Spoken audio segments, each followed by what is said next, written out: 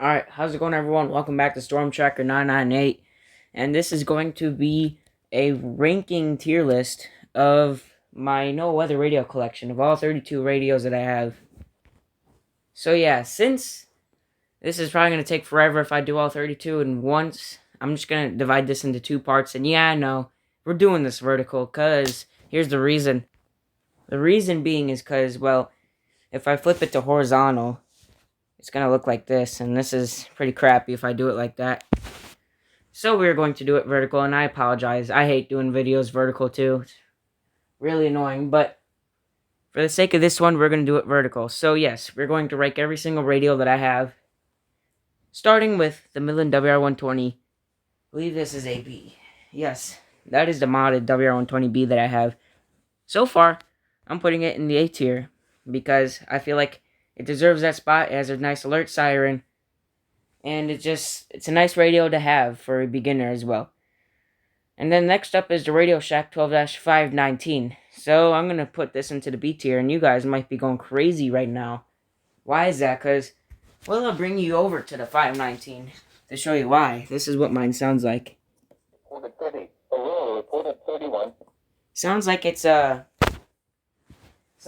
one of those crappy McDonald's mics. So we're just not going to talk about that no more. The AlertWorks EAR10 is going to the A tier. Why? Because it has a nice speaker, in my opinion. Nice alert siren, and it also is a great radio. It's a first header activation, so you immediately get notified of the pending alert. And then the Uniden WX100, just cause. I'm putting it at the S tier because, well, I paid a lot of money for this, okay? And I might be a little stupid. That's when I just figured out it was a good time to get this radio because every other one was like $1,000, which I'm not going to go past $300 to buy it. But that's the max I'm going to go for radios, what I paid for the WX100. Otherwise, it's a really, really nice radio in my opinion. It's really nice, has really a nice alert tones. You could test all of them, which I'm not going to do right now because that is for a separate video, which I'm planning on doing maybe tomorrow. Never know. But, yes, otherwise it is a great radio. I like it.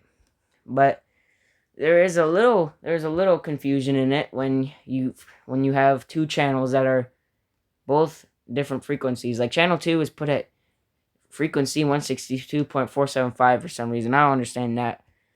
Alright, and this is going to be the worst radio that I have, and that is out of service because, well, that radio is dead. It's just not going to work unless if there's a good tropo event. It's not going to work. And the reason if there's a good tropo event is because it is locked on channel 4. And if I go to channel 4 right now, it's going to be all static and it's going to be signal loss. And the only reason why I bought it to begin with is because it had a nice alert siren. It was pretty loud. And I want to have the loudest collection ever, so. And then following behind it is the Radio Shack 12-154, which is almost the same thing, but except that it's not locked on channel 4. And the reason I'm putting it at F tier is because it didn't activate for alerts on that special marine warning video. I had to test alert it itself just for it to sound like it's going off. And it is the most annoying alert siren ever. It's loud, yeah, but it just sounds like someone screaming at you, and you don't want that for a weather radio, so it's just really annoying.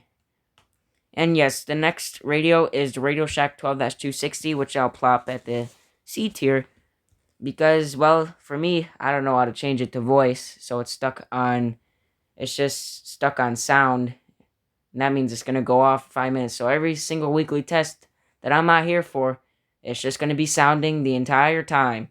It's kind of a little annoying. So if someone knows how to change it to voice, please tell me. Because otherwise, it'd be better. And then that radio in this picture right here would be the Midland HH50, which is going to the D tier. Because, well, it's just a pocket radio.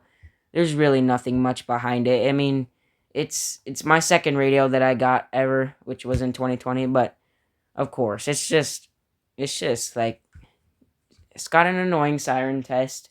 Not siren test, siren alert. I don't know why I keep calling it siren test. So my bad. And then all it really is for NOAA weather radio. And it doesn't really have a screen, doesn't really have any other setting besides volume and to change the weather radio station, which is pretty annoying to do at all. And then the next radio behind that is the Redicus TR1625. I think that's wrong.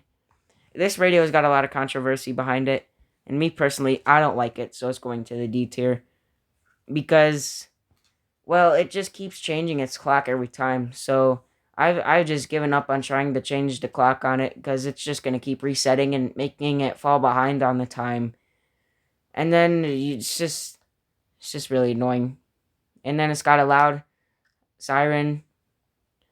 And then what's, I guess, a cool feature about it is that it has a green advisory light, which it's pretty cool. For future versions of that radio, if they ever do release future versions of that radio, I bet you they'll change it to yellow. And then the next radio, I don't even know what this one was. This one is. I mean, it's a flashlight. That's really all it is. I'm putting it at the E tier. I mean, it's a flashlight. That's basically what it is used for, a flashlight.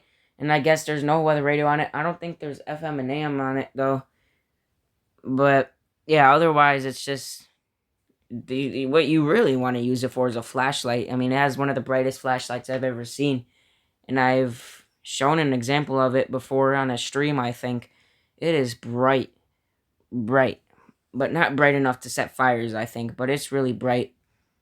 And then the no weather radio, of course, it works on it, but there's no, activate. It doesn't activate for alerts. The next radio, how much did we do? So we have 6 more to do.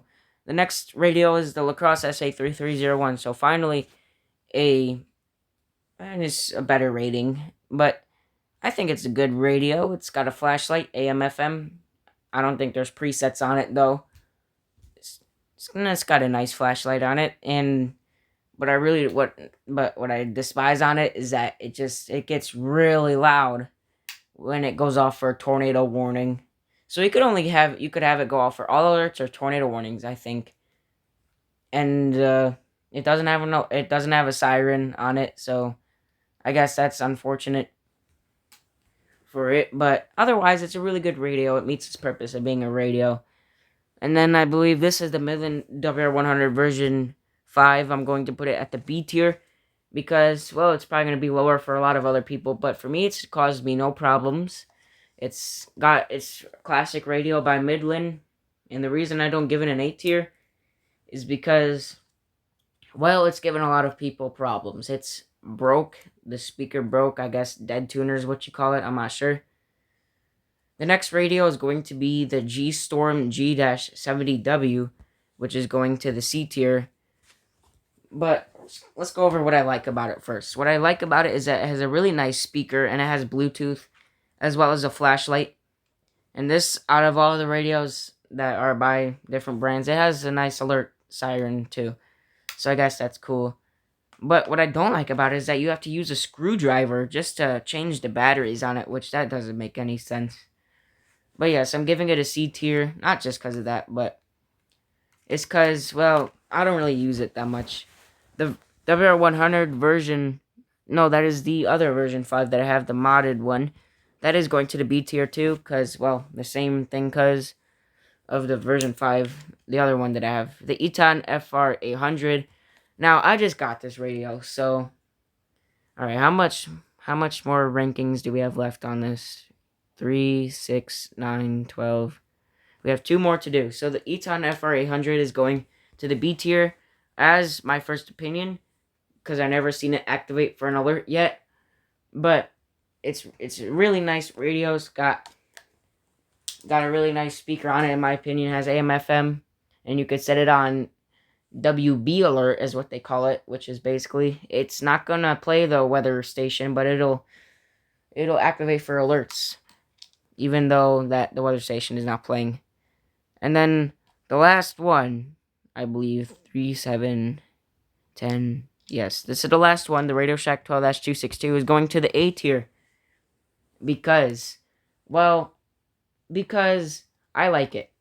I like it. It's got a nice feature on it where you could move the screen up by 2 notches. I think it's basically a desktop radio. It has a nice speaker on it, but the problem for me is that its backlight is like glitching out. Like for me, it says handle two. It should say channel two, but it says handle two because the C is basically turned into nothing.